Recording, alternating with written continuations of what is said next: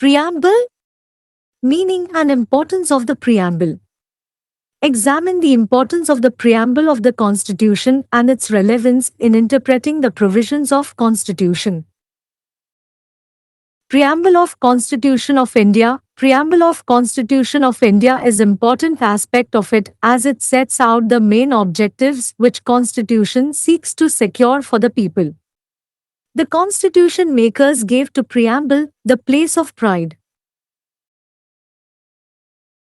It embodies all ideals and aspirations for which country had struggled during British regime. In Berubli's case AIR 1960 SC 845 Supreme Court has said that the preamble to the Constitution is a key to open the mind of the makers and shows the general purpose for which they made the several provisions in Constitution. The preamble of Indian Constitution declares, "We, the people of India, having solemnly resolved to constitute India into a sovereign, socialist, secular, democratic republic and to secure to all its citizens justice, social, economic and political liberty of thought, expression, belief, faith and worship, equality of status and of opportunity, and to promote among them all fraternity, assuring the dignity of the individual and the unity and integrity of the nation." In our Constituent Assembly this 26th day of November, 1949 do hereby adopt, enact and give to ourselves this Constitution. In Berubli's case AIR 1960 SC 845, 1960 SCJ 933 Supreme Court did not consider preamble as part of Constitution. It observed, the preamble is not a part of the Constitution and it has never been regarded as source of any substantive power conferred on Government of the Indian Union or on any of its department. Such powers embrace only those expressly granted in the body of Constitution and such as may be implied from those so granted.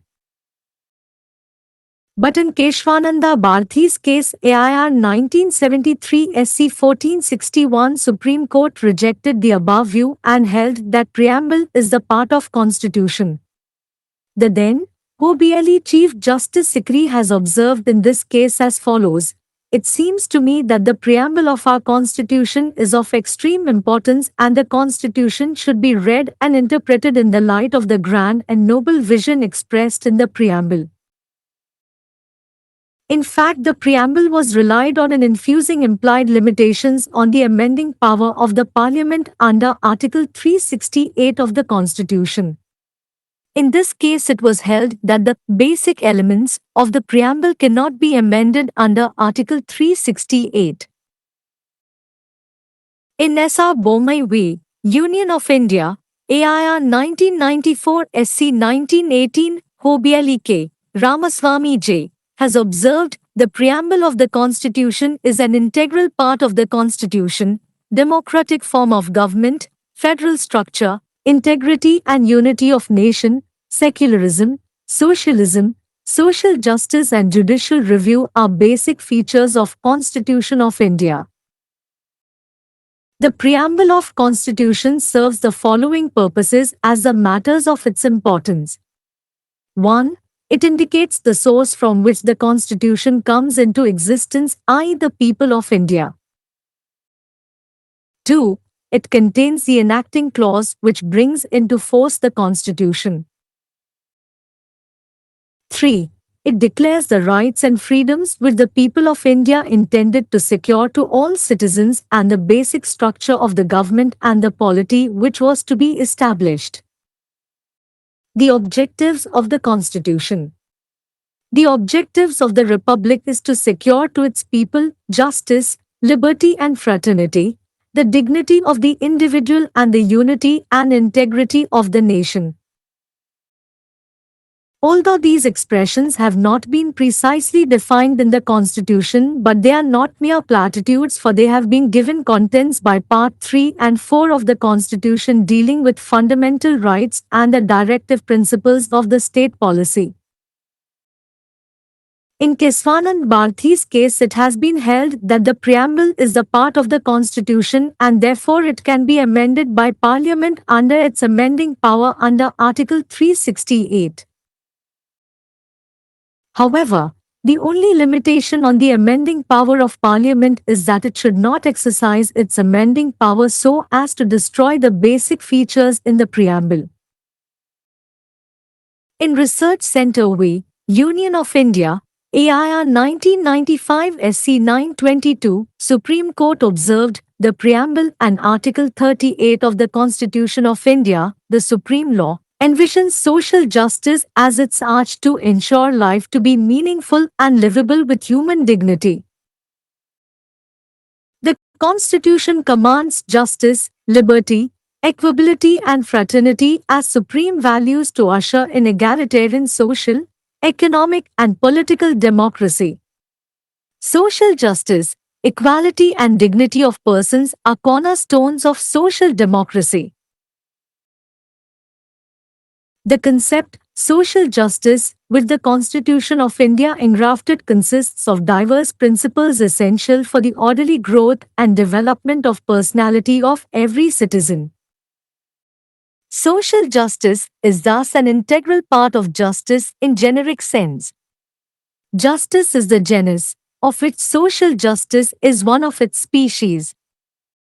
முன்னுரை முன்னுரையின் அர்த்தமும் முக்கியத்துவமும் அரசியலமைப்பின் முகவுரையின் முக்கியத்துவத்தையும் அரசியலமைப்பின் விதிகளை விளக்குவதில் அதன் பொருத்தத்தையும் ஆராயுங்கள். இந்திய அரசியலமைப்பின் முகவுரை இந்திய அரசியலமைப்பின் முகவுரை அதன் முக்கிய அம்சமாகும், ஏனெனில் இது அரசியலமைப்பு மக்களுக்கு பாதுகாக்க முயலும் முக்கிய நோக்கங்களை அமைக்கிறது. அரசியலமைப்பை உருவாக்கியவர்கள் முன்னுரைக்கு பெருமைக்கான இடத்தை வழங்கினர். பிரிட்டிஷ் ஆட்சியின் போது எந்த நாடு போராடியது என்பதற்கான அனைத்து இலட்சியங்களையும் விருப்பங்களையும் இது உள்ளடக்கியது.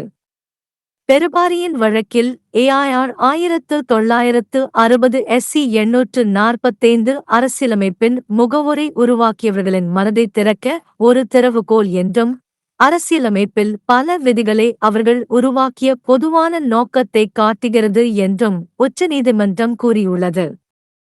இந்திய அரசியலமைப்பின் முகவுரை இவ்வாறு கூறுகிறது.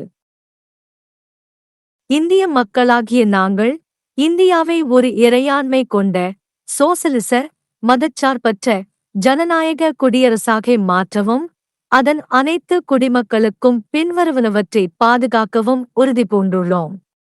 நீதி, சமூக பொருளாதார மற்றும் அரசியல் சுதந்திரம், சிந்தனை, வெளிப்பாடு, நம்பிக்கை மற்றும் வழிபாட்டின் சமத்துவம், அனைவருக்கும் மத்தியில் அந்தஸ்து மற்றும் வாய்ப்பின் சமத்துவம், மற்றும் அவர்கள் அனைவருக்கும் மத்தியில் ஊக்குவித்தல், சகோதரத்துவம், தனிநபரின் கண்ணியத்தையும் தேசத்தின் ஒற்றுமை மற்றும் ஒருமைப்பாட்டையும் உறுதி செய்தல்.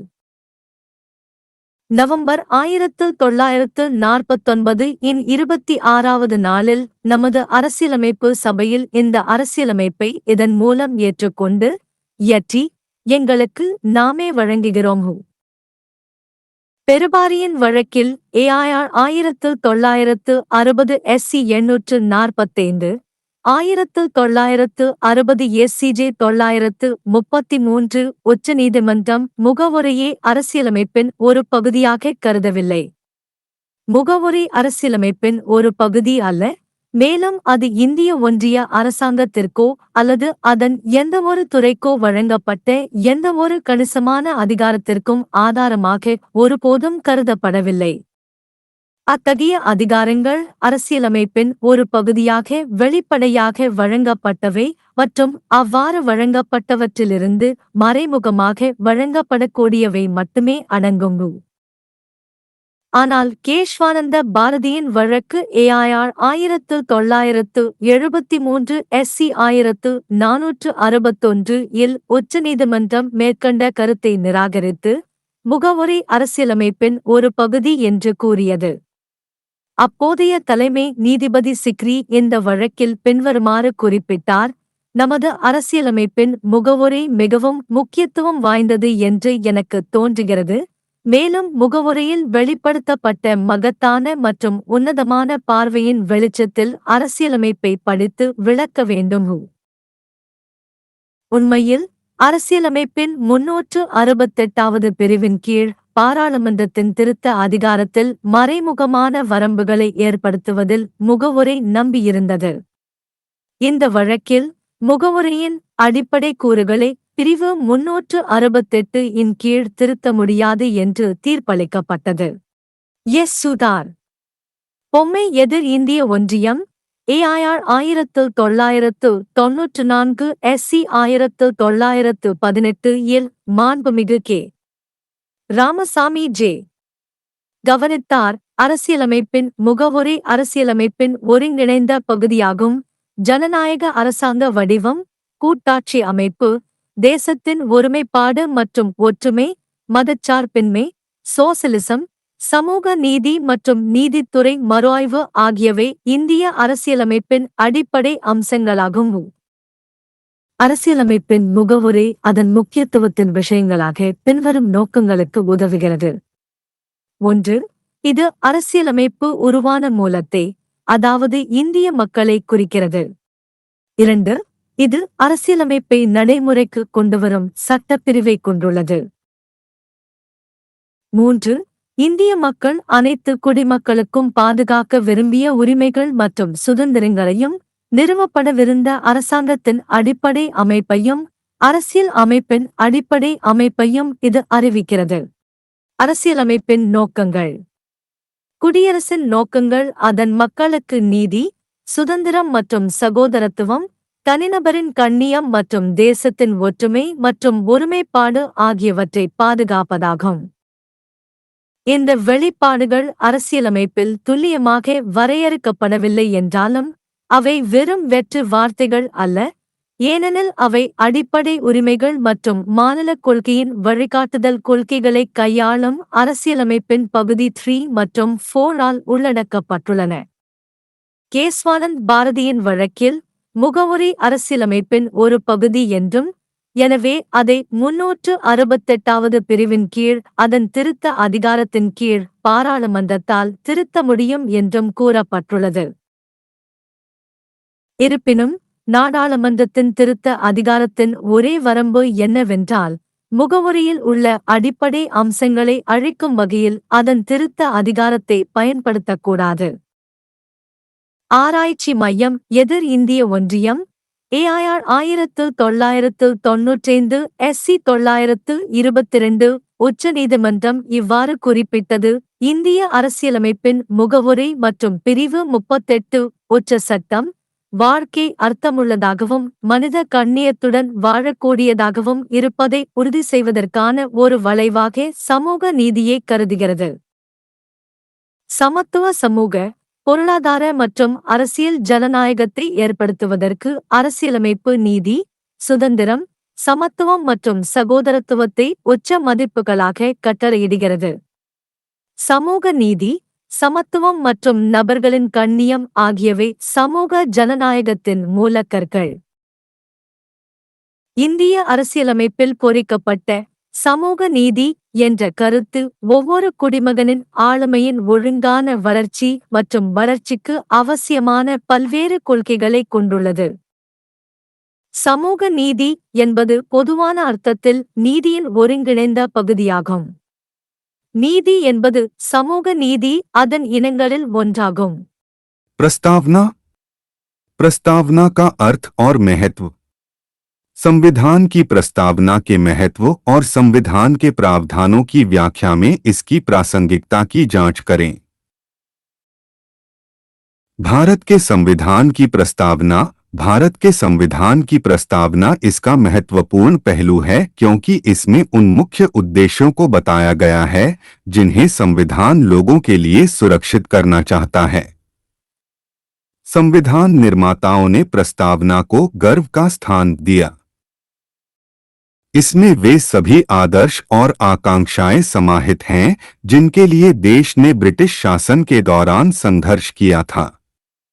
बेरोजगारी के मामले में AIR 1960 SC 845 में सुप्रीम कोर्ट ने कहा है कि संविधान की प्रस्तावना निर्माताओं के दिमाग को खोलने की कुंजी है और यह उस सामान्य उद्देश्य को दर्शाती है जिसके लिए उन्होंने संविधान में कई प्रावधान बनाए थे। भारतीय संविधान की प्रस्तावना में कहा गया है, हम भारत के लोग भारत को एक संपूर्ण प्रभुत्व संपन्न, समाजवादी, धर्मनिरपेक्ष, लोकतांत्रिक गणराज्य बनाने तथा उसके सभी नागरिकों को निम्नलिखित सुनिश्चित करने का दृढ़ संकल्प लेते हैं। सामाजिक, आर्थिक और राजनीतिक न्याय, विचार, अभिव्यक्ति, विश्वास, आस्था और उपासना की स्वतंत्रता, स्थिति और अवसर की समानता और उन सभी के बीच निम्नलिखित को बढ़ावा देने के लिए व्यक्ति की गरिमा और राष्ट्र की एकता और अखंडता सुनिश्चित करने वाली बंधुता। इस संविधान सभा में आज 26 नवंबर 1949 को इस संविधान को अंगीकृत, अधिनियमित और आत्मार्पित करते हैं। बेरोजगारी के मामले में AIR 1960 SC 845, 1960 SCJ 933 सर्वोच्च न्यायालय ने प्रस्तावना को संविधान का हिस्सा नहीं माना। इसने टिप्पणी की, प्रस्तावना संविधान का हिस्सा नहीं है और इसे कभी भी भारतीय संघ की सरकार या उसके किसी विभाग को दी गई किसी भी मूल शक्ति का स्रोत नहीं माना गया है। ऐसी शक्तियां केवल संविधान के मुख्य भाग में स्पष्ट रूप से दी गई शक्तियों और उन शक्तियों से निहित शक्तियों तक ही सीमित हैं। लेकिन केशवानंद भारती के मामले में AIR 1973 SC 1461 में सर्वोच्च न्यायालय ने उपरोक्त दृष्टिकोण को खारिज कर दिया और माना कि प्रस्तावना संविधान का हिस्सा है। तत्कालीन माननीय मुख्य न्यायाधीश सीकरी ने इस मामले में इस प्रकार टिप्पणी की, मुझे लगता है कि हमारे संविधान की प्रस्तावना अत्यंत महत्वपूर्ण है और संविधान को प्रस्तावना में व्यक्त भव्य और महान दृष्टिकोण के प्रकाश में पढ़ा और व्याख्या किया जाना चाहिए। वास्तव में संविधान के अनुच्छेद 368 के तहत संसद की संशोधन शक्ति पर निहित सीमाओं को लागू करने के लिए प्रस्तावना पर भरोसा किया गया था। इस मामले में यह माना गया कि प्रस्तावना के मूल तत्वों को अनुच्छेद 368 के तहत संशोधित नहीं किया जा सकता। SR बोम्मई बनाम भारत संघ AIR 1994 SC 1918 में माननीय के रामास्वामी जी ने कहा, संविधान की प्रस्तावना संविधान का अभिन्न अंग है। सरकार का लोकतांत्रिक स्वरूप, संघीय ढांचा, राष्ट्र की अखंडता और एकता, धर्मनिरपेक्षता, समाजवाद, सामाजिक न्याय और न्यायिक समीक्षा भारत के संविधान की मूल विशेषताएं हैं। संविधान की प्रस्तावना अपने महत्व के मामलों के रूप में निम्नलिखित उद्देश्यों को पूरा करती है। 1. यह उस स्रोत को इंगित करती है जिससे संविधान अस्तित्व में आता है, यानी भारत के लोग। 2. इसमें अधिनियमन खंड शामिल है जो संविधान को लागू करता है। 3. यह उन अधिकारों और स्वतंत्रताओं की घोषणा करता है जिन्हें भारत के लोग सभी नागरिकों को सुरक्षित करना चाहते हैं और सरकार और राजनीति की मूल संरचना जिसे स्थापित किया जाना था। संविधान के उद्देश्य। गणतंत्र का उद्देश्य अपने लोगों को न्याय, स्वतंत्रता और बंधुत्व, व्यक्ति की गरिमा और राष्ट्र की एकता और अखंडता सुनिश्चित करना है। यद्यपि संविधान में इन अभिव्यक्तियों को सटीक रूप से परिभाषित नहीं किया गया है, लेकिन वे केवल सामान्य बातें नहीं हैं, क्योंकि उन्हें संविधान के भाग 3 और 4 द्वारा मौलिक अधिकारों और राज्य नीति के निर्देशक सिद्धांतों से संबंधित विषय वस्तु दी गई है। केशवानंद भारती के मामले में यह माना गया है कि प्रस्तावना संविधान का हिस्सा है और इसलिए अनुच्छेद 368 के तहत संसद द्वारा अपनी संशोधन शक्ति के तहत इसमें संशोधन किया जा सकता है। हालांकि संसद की संशोधन शक्ति पर एकमात्र सीमा यह है कि उसे अपनी संशोधन शक्ति का प्रयोग इस तरह से नहीं करना चाहिए कि प्रस्तावना में मूल विशेषताएं नष्ट हो जाएं। रिसर्च सेंटर बनाम भारत संघ AIR 1995 SC 922 में सर्वोच्च न्यायालय ने कहा, भारत के संविधान की प्रस्तावना और अनुच्छेद 38 सर्वोच्च कानून सामाजिक न्याय को जीवन को सार्थक और मानवीय गरिमा के साथ जीने योग्य बनाने के लिए इसकी नींव के रूप में देखता है। संविधान न्याय, स्वतंत्रता, समानता और बंधुत्व को सर्वोच्च मूल्यों के रूप में समतावादी सामाजिक, आर्थिक और राजनीतिक लोकतंत्र की शुरुआत करने का आदेश देता है। सामाजिक न्याय, समानता और व्यक्तियों की गरिमा सामाजिक लोकतंत्र की आधारशिला हैं। भारत के संविधान में निहित सामाजिक न्याय की अवधारणा में प्रत्येक नागरिक के व्यक्तित्व के व्यवस्थित विकास और विकास के लिए आवश्यक विविध सिद्धांत शामिल हैं। इस प्रकार सामाजिक न्याय सामान्य अर्थ में न्याय का एक अभिन्न अंग है। न्याय एक वंश है जिसमें सामाजिक न्याय भी एक प्रजाति है।